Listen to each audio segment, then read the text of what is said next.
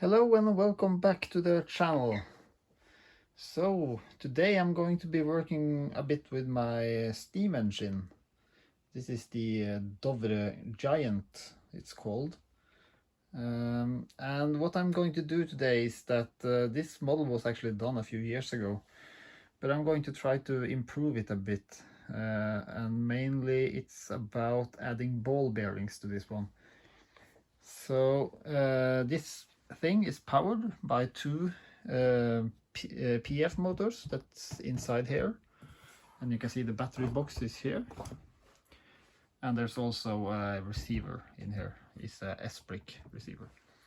So but it's kind of it's a heavy thing, and it's has a lot of these wheel axles here. So I'm going to try to see if I can improve the kind of, to get less rolling resistance here. So you can see we have 1, 2, 3, 4, 5, 6, 7, 8, 9, 10, 11 different axles here going through, which causes all kinds of friction. And it's only this one which is motorized. So the two motors that sits here, they go down here and they drive this thing around. So, and then this wheel here connects to the other wheels, but all these three other wheels here, they just have a 1x6 axle going through here. So my plan here is that I'm going to take these these Lego train axles, and I'm going to add the ball bearings, the same kind of bearings I used on the carriages. If you've seen that video, you can search it up. I can put it in the description here as well. So I'm going to add these bearings, these 5mm bearings, like this.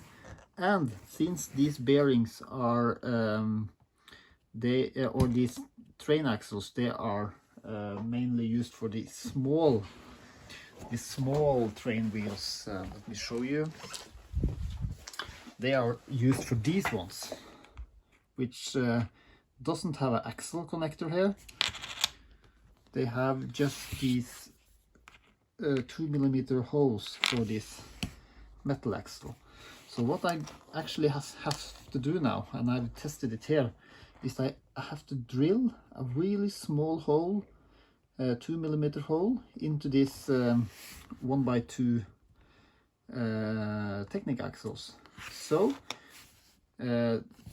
2mm hole, then it will fit perfectly, and it will stay in there. The metal axle will stay in there.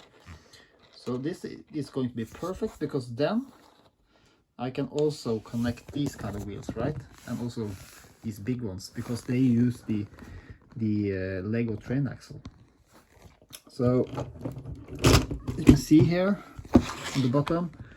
So I'm going to swap out all these.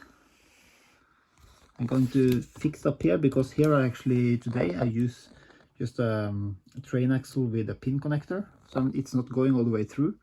And this has even less rolling resistance than these do, or even more, I guess. I mean, more rolling resistance than these. So I'm going to swap out these as well. I'm going to fix up this connection here and here as well. And of course, I'm going to swap these out. Here you can see the gears that kind of drives the whole train. So that one is going to be as it is now.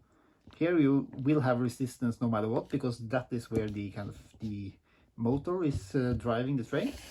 But these as well, I'm going to swap out these three, and lastly also this one. Here I'm not sure if I will be able actually to, maybe this one will stay actually, because I don't see any good way of getting the metal axle going through here, because I need to have this one here to kind of let this one flow freely here, so it won't derail.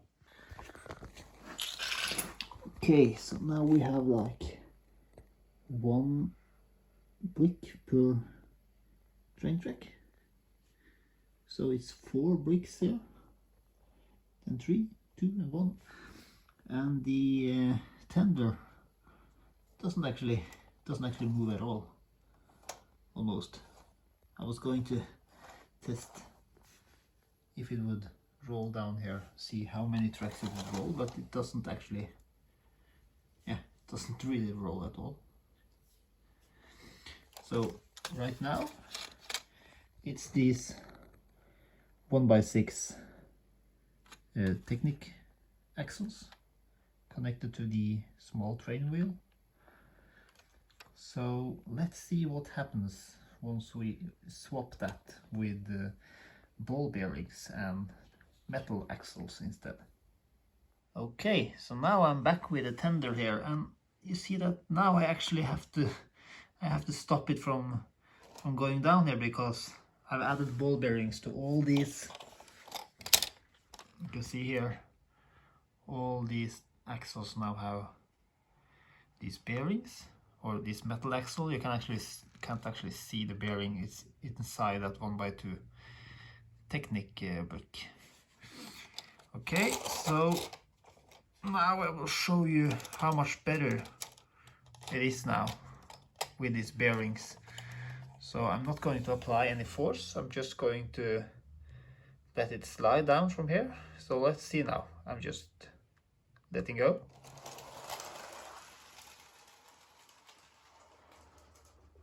So that's quite an improvement, right? Like before, it just stood there. Now it started rolling down and almost went to the end of the track. It's actually gone almost up to 18 train tracks here. Quite a steep decline over there, but nevertheless a huge improvement. So this was the tender. Now I'm going to do the same change on the main part of the locomotive. So let's see how that is before ball bearings as well. Okay, so as you can see, this thing will roll a bit.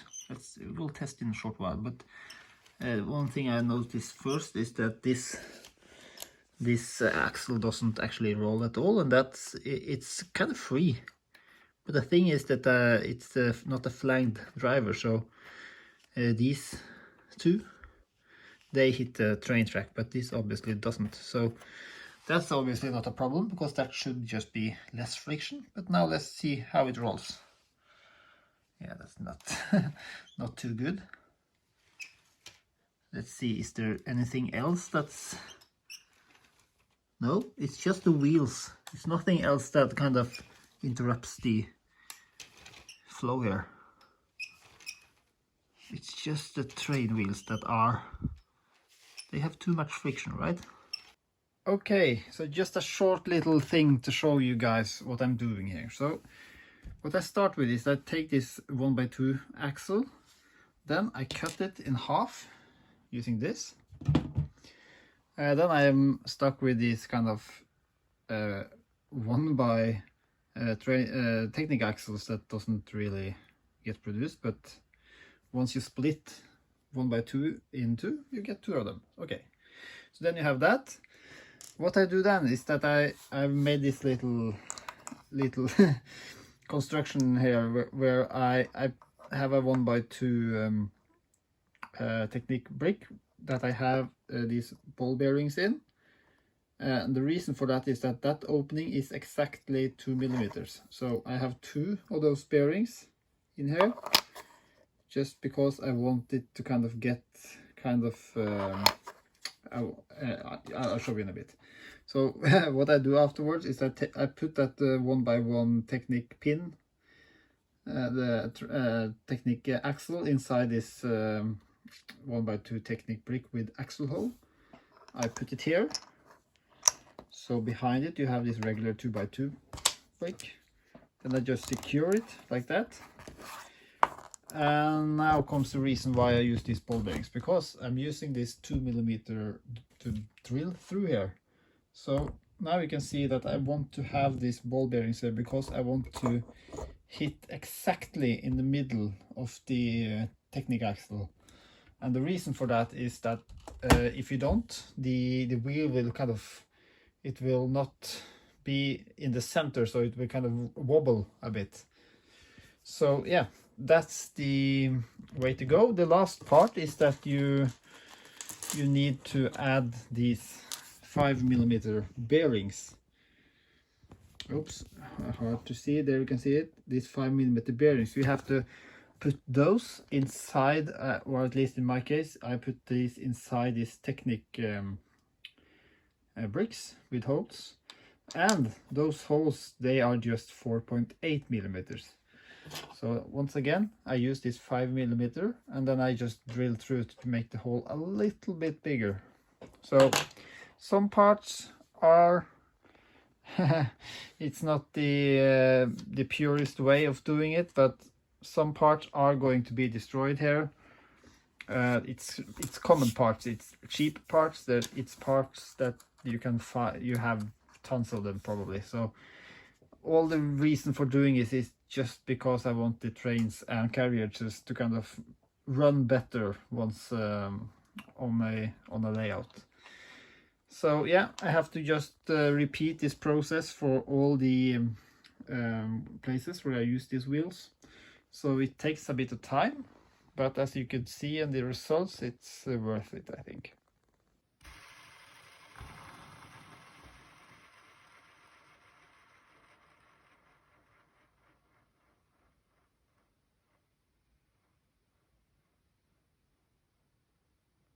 Okay, so now I have added ball bearings to all the axles that don't have, that's not directly connected to the engine, the power functions engines.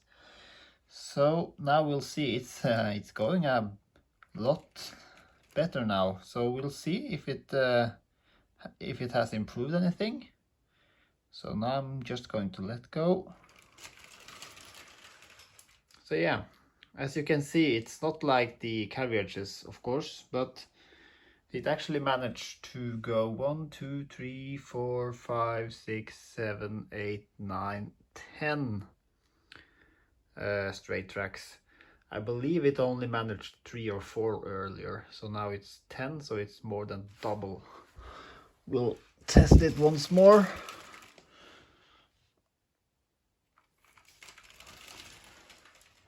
Yeah, seems to be about the same. So this is a great improvement. So now I'm going to wrap it up with connecting the engine back together, attaching the side rods, which I've also done some minor improvements on. I've also improved the way this part here is connected to the rest of the train. So this was a bit fiddly before, now it's really tightly coupled here. So it holds that angle that it has.